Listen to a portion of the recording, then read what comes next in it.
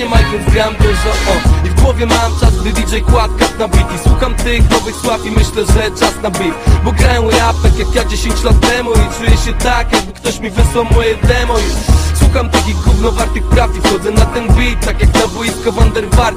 I mają fart, że robię newsku, bo gdybym robił old school rap, ich cały świat runąłby jak domek. Czasem słucham drum and bass i robię dubstep i lubię dub, ale nie wiesz lepiej niż ja, co to rap.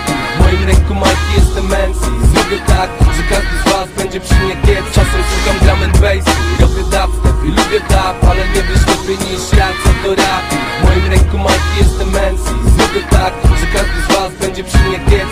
Te wasze podwójne rymy są tak wymuszone, jakby nagle składać je zaczęła na samusionek. I myślę sobie, spoko ziomek, idź w swoją stronę, ale nie ucz mnie rapować, jak składać słowa przed mikrofonem. Bo o starej szkole wiem więcej niż każdy z was i nie chcę być idolem, przestań też liczyć mój hajs.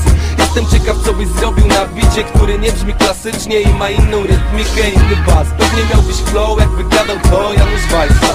Zostaw to, zróbmy tak, wyrzuć pretensje i nigdy więcej nie mów mi, jak mam robić rap. Albo weź mój nowy beat i się ze mną sprawdź. Zrobię to chętnie, bo jestem MC i na bank lepiej znam całą esencję. Jak wchodzę na beat, to nieważne czy to dubstep, czy to grind, czy to sample, czy to crank, to jest czysty underground.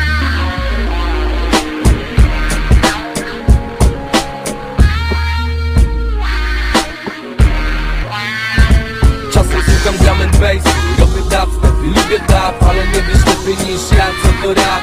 W moim ręku majki jestem MC i zrobię tak, że każdy z was będzie przy mnie kiec. Czasem słucham drum and bass i robię dubstep i lubię dub, ale nie wiesz lepiej niż ja, co to rap. W moim ręku majki jestem MC i zrobię tak, że każdy z was będzie przy mnie kiec.